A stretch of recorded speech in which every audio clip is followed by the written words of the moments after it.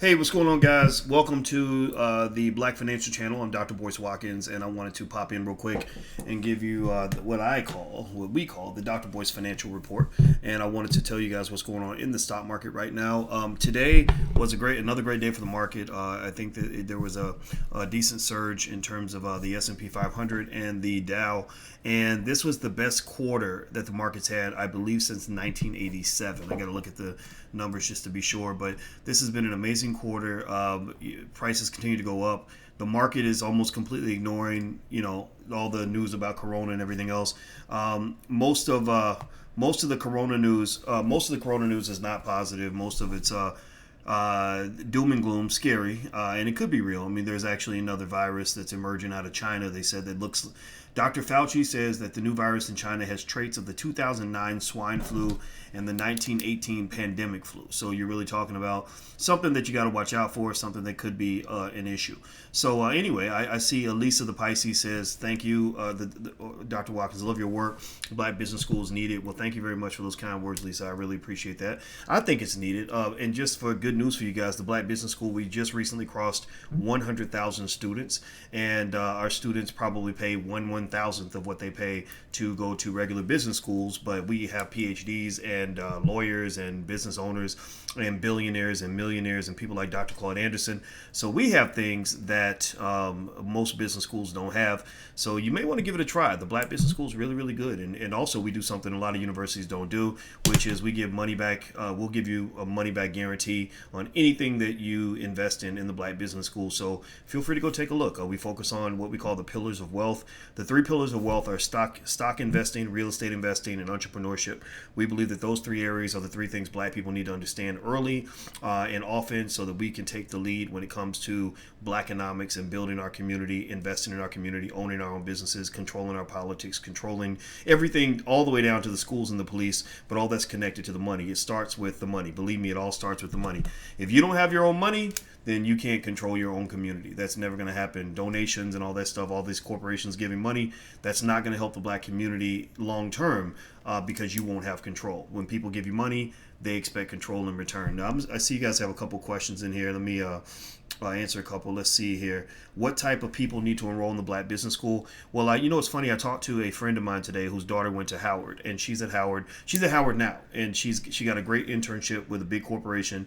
And one of the things that we were talking about was she said, I know that you don't agree with my daughter going to college because you think college is a waste of time. And I said, no, that's not true. Actually, I think college can be great. I said, but what you got to watch out for is that Black students actually have the worst student loan problems of any group. The average Black college graduate, if I'm not mistaken, has more college loan debt 10 years after graduation than they had when they finished. Your debt's not supposed to go up, it's supposed to go down, right? But it goes up because half of all Black college graduates default on their student loans, and half of all Black college students don't even graduate. So you take on all this debt, and if you don't finish, you're in big trouble. So what I said I'm not against going to college. I'm also not against people working for corporations. She went to go work for a big corporation. She said, I know you believe it's bad to go work for white people. I said, no, it's not bad to work for white people. I said, but eventually at some point you want to always have the option of working for Black people or working for yourself. You want to have the option. So it's not so much about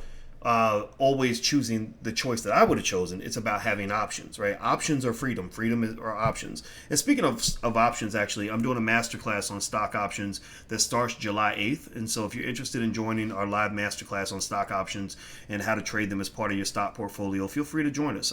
We get started on the 8th at 8 p.m. and you can go to drboycemasterclass.com. That's drboycemasterclass.com. If somebody could type that in so others can see it, I would appreciate it. Let's see here. Let's see, they're going to segue into pushing these vaccines. Yeah, Kyle, I think they are. I think that vaccines are big money, and I think that they are really looking to.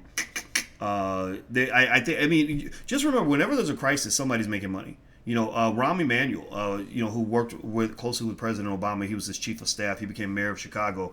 He was the one who said, "You never waste a good crisis." So the reason I always tell you guys, to just make sure you can keep focused and not just get too distracted in all the other stuff that's going on, all the emotional triggers that are out there, is because there are people that are triggering you deliberately so that you won't focus on the fact that there are people actually in the background making money. So whenever there's a crisis, there's always somebody making money, whether you're talking about a looter who takes advantage of chaos so they can go break into Walmart, or all the way up to the bankers who realize that they can go get $1 trillion out of the federal government from PPP loans and things like that. I know a lot of wealthy people who are doing extremely well because of the crisis, who are actually making more money during the pandemic than they made before the pandemic. So just keep your eye on the ball, and I think that's really important. The ball is the money. So keep your eye on the ballers. How about that? Let's see, Kari. Hey, Kari, what's going on, brother? Best family I've ever been a part of is the Black Business School. Man, I love you, brother. Thank you for saying that. Kari's out of Louisville, if I'm not mistaken. Kari Muhammad. That's my hometown, by the way. R.I.P. Breonna Taylor, and I hope that they arrest the people who killed her, because that's ridiculous. Let's see here. They're going to eventually segue into pushing these vaccines. Yeah, I saw that. Thank you for the knowledge. You're welcome. Perfect example. Your thoughts on Black conservatives. What I do is I believe in what we call the B1 philosophy. Hashtag B1 if you agree. Hashtag B1 means that we are Black first. So I don't really care if you're liberal or conservative, as long as you're Black first. I don't care if you're gay or straight, as long as you're Black first. I don't care if you're a feminist or not, as long as you're Black first. I don't care what you think about abortion, as long as you're Black first. I don't care what you think about immigration, as long as you're Black first. Because these other issues, to me, are what Dr. Claude Anderson refers to as horizontal issues. And horizontal issues are things that are designed to divide and conquer. So next thing you know, they get you slaughtering each other like the Hutus and the Tutsis in Rwanda, because you're getting caught up in a dividing line that was created by somebody else. That's why you don't let someone else control the economics and the politics in your community, because by doing that, what they get to do is they get to pick the winners and the losers. They get to pick the high class and the low class. They get to pick the leaders and the non-leaders, right? So when you have people that are coming from outside your community, bringing in a bunch of money and making decisions, like, for example, Netflix came in and said, hey, we're going to give $100 million to HBCUs. Hooray! Way to go, Netflix. Woo! Thank you. He's the white man saving us. He's a good white man. These is good white folks. Well, one thing you might want to keep in mind, though, is that Netflix also is the same company that refused to air a documentary created about and by Minister Louis Farrakhan. They had promised they were going to air it, and then when the protest came back, when the pushback came back, they took it off the air, and that happens to the minister all the time. He and I were going to do a big event at the University of Illinois, Chicago. And when he and I were about to do this event, and we were going to bring in the community in Chicago, it's going to be thousands of people there, it's going to be awesome. Right at the last minute, somebody made a couple phone calls. The big money people, the people with the money, the people that control the economics, made a call and said, we don't want those Negroes at our school. Next thing you know, UIC was shutting it down. So at the end of the day, the only answer to that equation is you must own your own stuff. You must control your own economics. So you can let other people help you temporarily, but charity is not a sustainable model for the development of a strong community. Please keep that in mind. Hit the thumbs up button. Please hit the thumbs up button if you haven't done it. And my Instagram, by the way, if you're not on Instagram already, my Instagram is The Real Boyce Watkins. And also follow the Black Financial Channel on Instagram. There's a lot of good financial stuff there too. Damn, Dr. Boyce, I wonder how long have you been preaching this message? This is not what I learned in high school. You know what? I've been preaching this message for 25 years. It's just nobody was listening up until recently. It wasn't up until this decade that people really started paying attention. But I've been talking about investing as a key to Black power for a very long time. Wealth as a key to power for a long time. Dr. Claude Anderson was doing it before I was. Now people get it. Now people are listening. Now people are responding. And I think it's great. People, they may be a little late to the party in my mind, but that's okay. Maybe we were the canaries in the mine. Maybe we were the ones who saw it first. But fortunately, people are listening, and I think that's going to be really one of our big solutions. The Black dollar needs to stay in the community. Absolutely. He's an OG. Oh, thank you. Options. Yes, options are definitely freedom. Absolutely. Black people need more corporations, right? Absolutely. We need more businesses. So, when somebody asked me earlier, what type of student should attend the Black Business School? The type of student that should attend a Black Business School is basically a person that wants to understand the keys to wealth and power in this country. We're focused on one key idea, which is Blackonomics. Blackonomics is a key for you having the liberation that you would like to have based on whatever it is you want to do. So that doesn't mean necessarily being an entrepreneur. You could be one if you want.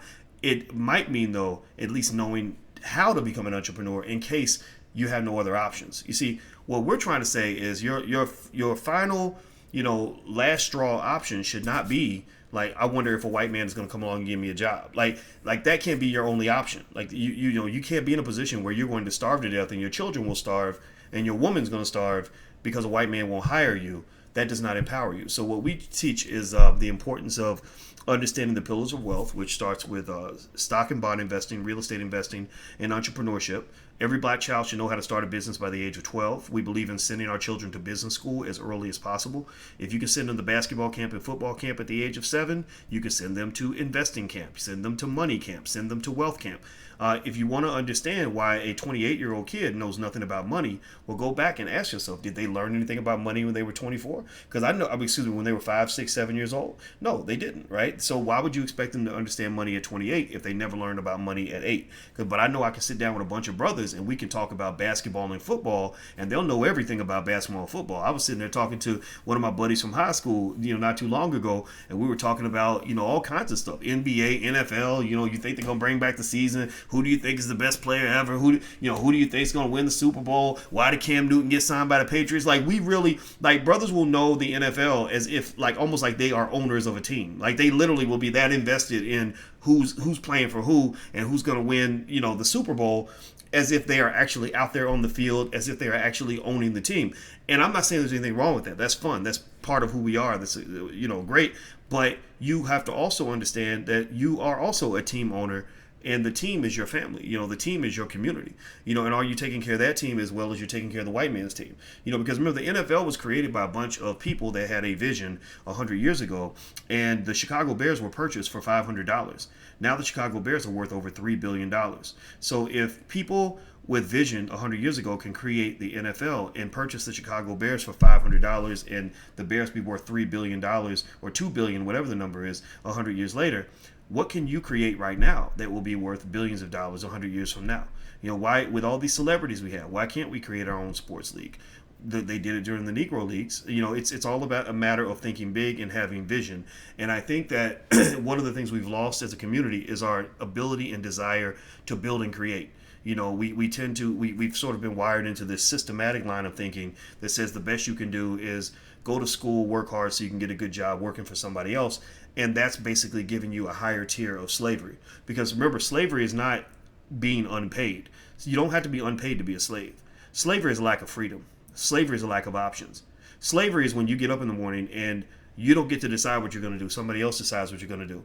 So if you don't have freedom, then you are a slave, right? You just might be a slave who happens to make $150,000 a year, but that tingling feeling inside your gut that makes you feel uncomfortable every day and makes you want to almost vomit and punch somebody in the face every time you go to work, well, that's slavery talking inside of you. Slavery is not good for your health, especially if you are black. Black men die early because of the pain of slavery. Slavery will eat your insides up like Popeye's chicken. Slavery will destroy you like Grandma's soul food. Slavery will destroy you as if you've been drinking and using drugs your whole life, because that stress, that tension will destroy you. In fact, actually, it's really fascinating. Y'all got me thinking now.